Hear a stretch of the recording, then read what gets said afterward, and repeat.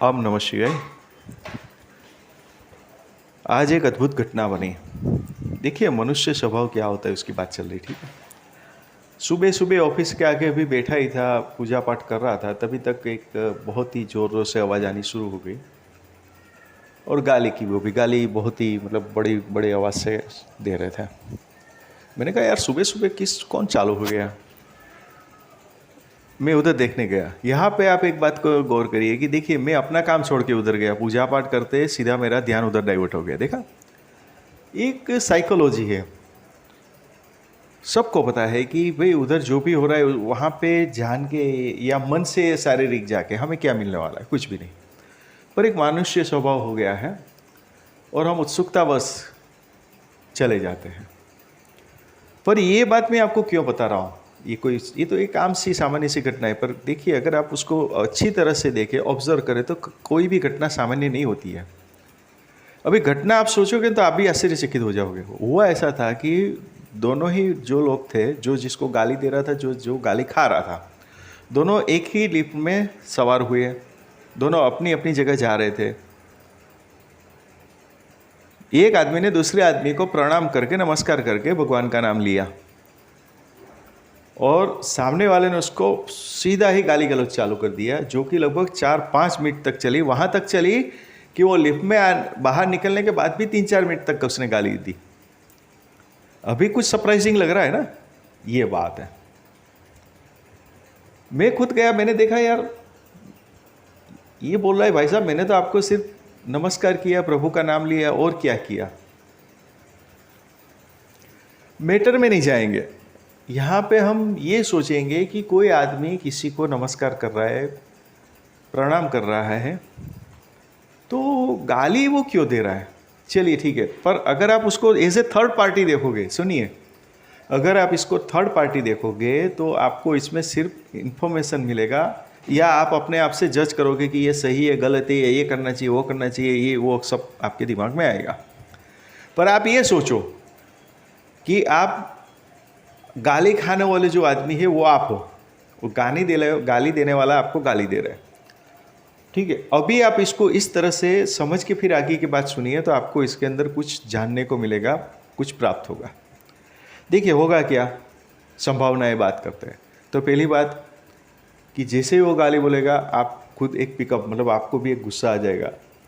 अभी यहाँ पे संभावनाएं क्या बनेगी, एक आप गाली दोगे, क्योंकि आज का सीधा सा हौसूल है, ठीक है। अगर आप उससे ज़्यादा ताकतवर हो तो सीधा ठोक ही दोगे।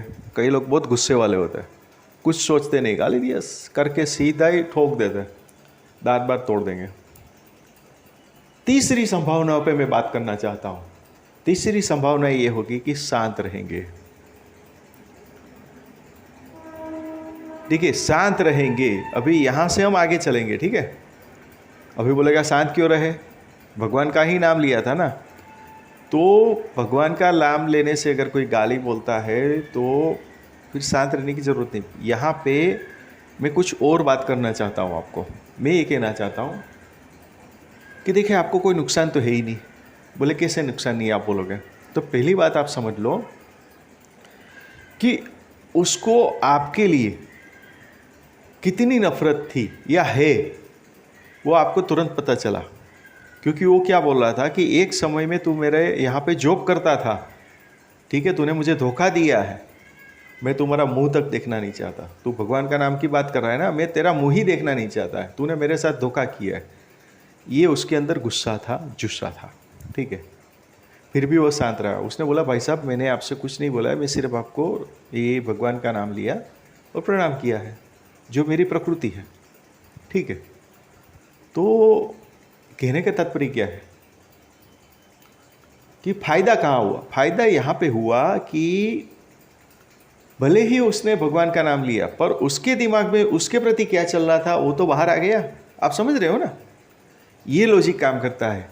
तो मैं ये कहना चाहता हूँ, और या तो मैं ये कह सकता हूँ कि मैंने ये प्रूव किया है कि भगवान का नाम लेने से कभी नुकसान नहीं होता है। कैसे नुकसान नहीं होता है, ऐसे नुकसान नहीं होता है कि उसके दिमाग के अंदर जो कुछ भी गुस्सा या जो कुछ भी उसके प्रति नफरत थी वो बाहर आ गई, मतलब वो खाली हो गया। ठीक है। दूसरा, उसने कोई प्रतिक्रिया नहीं की, वो बात वहाँ पे ख़त्म हो गई, दोनों ही फ्रेश हो गए या हो जाने चाहिए। ठीक है।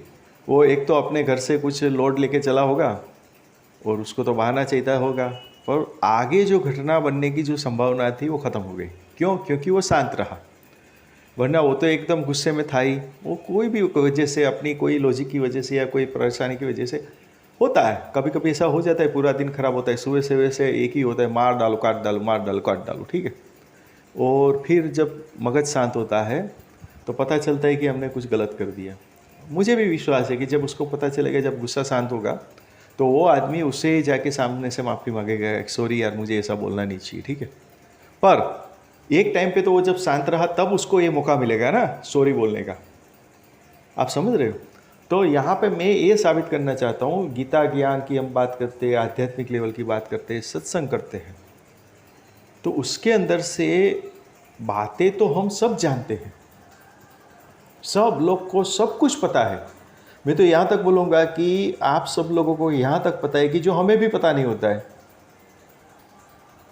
पर पता होने से भी अगर आप उसको अमलीकरण 10% भी हम लोग कर लेते हैं, तो मैं विश्वास दिलाता हूँ कि उससे कोई नुकसान नहीं होगा, फायदा ही फायदा होगा। यानी प्रभु का नाम लेने से कभी नुकसान नहीं होता है। ये जो गीता के अंदर या कोई भी धर्म के अंदर या संप्रदाय के अंदर लिखा है, तो सत्य है, सत्य है, सत्य है। इस बात को मैं अपने आप ही मानता हूँ और इसकी साबिती मुझे अभी मिली, आज सुबह सुबह मिल गई। ठीक है।